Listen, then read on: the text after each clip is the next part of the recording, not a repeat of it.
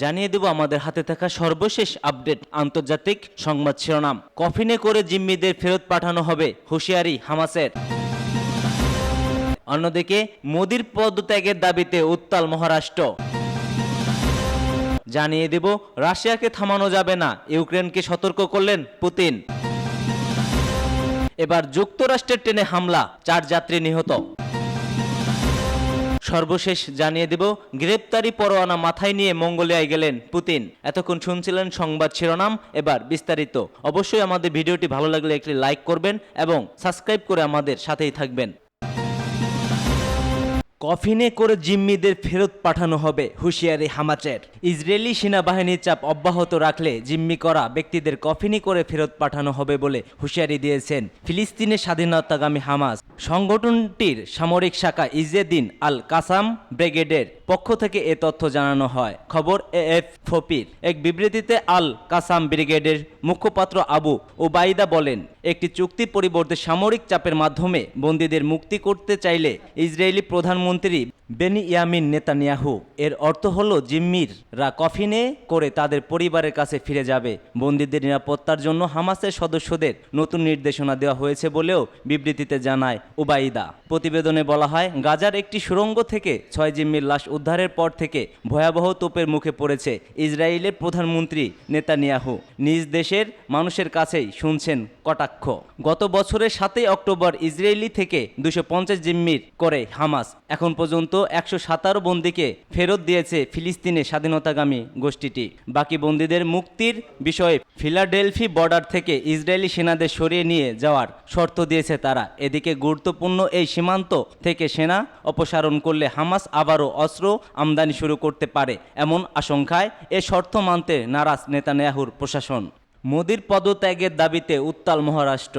সামনেই মহারাষ্ট্রের নির্বাচন, তার আগে মাত্র কয়েক মাস আগে সিন্ধুদুর্গে নবনির্বাচিত শিবাজি মূর্তির ভেঙে পড়ার ঘটনায় ফুঁসছে রাজ্যের বিরোধী জোট। যদিও এই ঘটনার ক্ষমা চেয়েছেন খোদ প্রধানমন্ত্রী মোদি, কিন্তু তাতেও কমেনি অশান্তির আঁচ।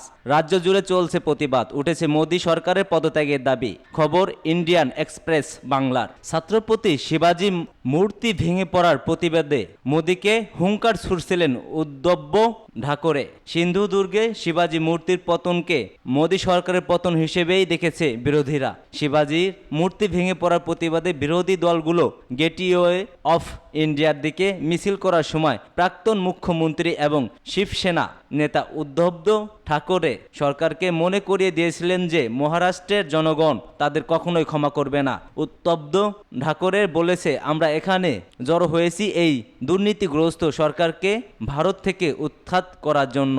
এদিকে বিজেপি বলছে, আসন্ন বিধানসভা নির্বাচনকে সামনে রেখে এই ধরনের প্রতিবাদ রাজনৈতিকভাবে উদ্দেশ্যপ্রবণ দিক বলে অভিভূত করেছেন রাজ্য বিজেপির মুখপাত্র কেশব উপাধ্যায়। এবং মোদি বলেন, মূর্তি ভেঙে পড়ার মোদি বলছেন, ছাত্রপতি শিবাজ মহারাজ শুধু একটা নাম নয়, তিনি শুধু রাজা নন, তিনি আমাদের ঈশ্বর।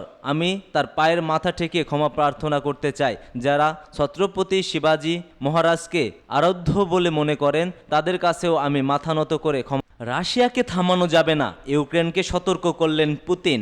রাশিয়ার কুরস্ক অঞ্চলে নিয়ন্ত্রণ নিতে শুরু করেছে ইউক্রেনীয় সেনাবাহিনী, তবে পাল্টা আক্রমণ থামায়নি রাশিয়া। ইউক্রেনের রাজধানী কয়েক ক্ষেপণাস্ত্র ও ড্রোন হামলা চালানো অব্যাহত রেখেছে রাশিয়া। সেই সঙ্গে রুশ প্রতিরক্ষা মন্ত্রণালয়ের দাবি, ইউক্রেনের দনেস্ক, লুহানস্ক ও খার্কিভ অঞ্চলে 3টি গ্রাম দখল করেছে তারা। এবার ইউক্রেনকে সতর্কবার্তা দিয়েছে পুতিন। সাইবেরিয়ায় শিক্ষার্থীদের এক অনুষ্ঠানে দেওয়া এক বক্তব্যে রাশিয়ার প্রেসিডেন্ট ভ্লাদিমির পুতিন বলেছে, তার দেশের সীমান্তে ইউক্রেনীয় সেনাবাহিনীর অনুপ্রবেশ রাশিয়ার যুদ্ধে অগ্রগতি থামাতে পারবে না। রুশ সেনারা পূর্ব ইউক্রেনের দিকে অগ্রসর হচ্ছে।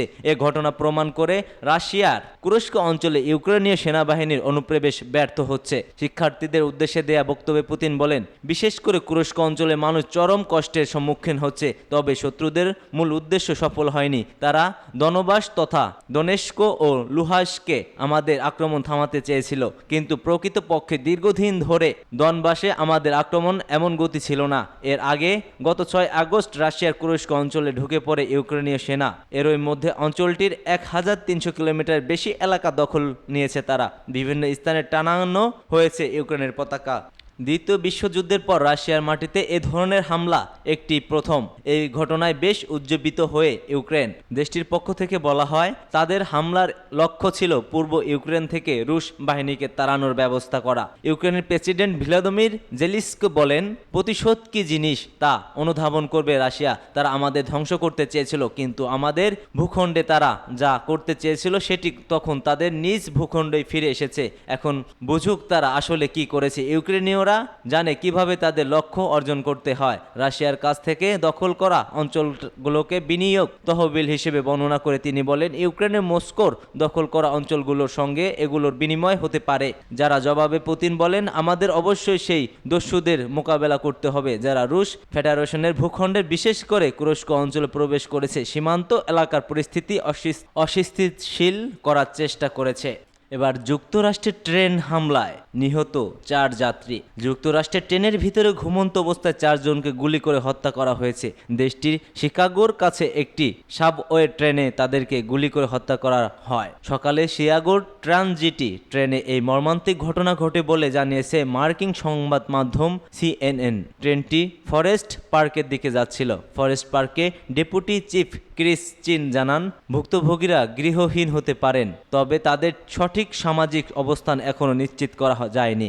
ভিডিও ফুটেজে দেখা যাচ্ছে তারা ট্রেনে ঘুমাচ্ছিলেন। এই ঘটনায় সন্দেহজনক ভাজন একজনকে আইনশৃঙ্খলা রক্ষাকারী বাহিনী হেফাজতে নিয়েছে। পুলিশ এই হামলাকে একটি বিচ্ছিন্ন ঘটনা এবং উদ্দেশ্যহীন আক্রমণ হিসেবে বিবেচনা করেছে। CNN জানায়, গুলির এই ঘটনার নজরদারি ফুটেজ পর্যালোচনা করতে তদন্তকারীরা শিকাগো ট্রানজিটিভ কর্তৃপক্ষের সাথে কাজ করেছে। পুলিশ জানিয়েছে, CNN এর উন্নতি নজরদারি ক্যামেরার সহায়তায় সন্দেহভাজন ব্যক্তিকে শনাক্ত করা হয়েছে এবং গুলিবর্ষণের প্রায় 1.5 ঘন্টা পর তাকে আটক করা হয়। ক্রিস চিন বলেন, forest park police, Chicago police এবং CTA যৌথভাবে কাজ করে সন্দেহভাজনকে শনাক্ত ও আটক করতে সক্ষম হয়েছে।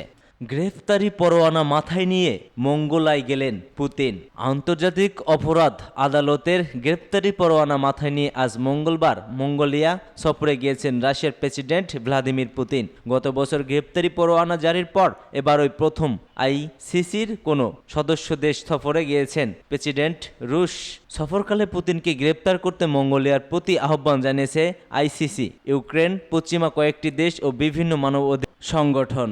এরপরেও মঙ্গোলিয়ার রাজধানী উলানবাটরে পৌঁছালেন পুতিনকে উষ্ণ অভ্যর্থনা জানানো হয়। ইউক্রেনে 2022 সালে যুদ্ধ শুরু করে রাশিয়া। এরপর দেশটি থেকে শিশুদের বেআইনিভাবে রাশিয়া সরিয়ে নিয়ে ঠেকাতে ব্যর্থ হওয়ার অভিযোগে রুশ প্রেসিডেন্ট পুতিনের বিরুদ্ধে 2023 সালে গ্রেপ্তারের পরোয়ানা জারি করেন ICC।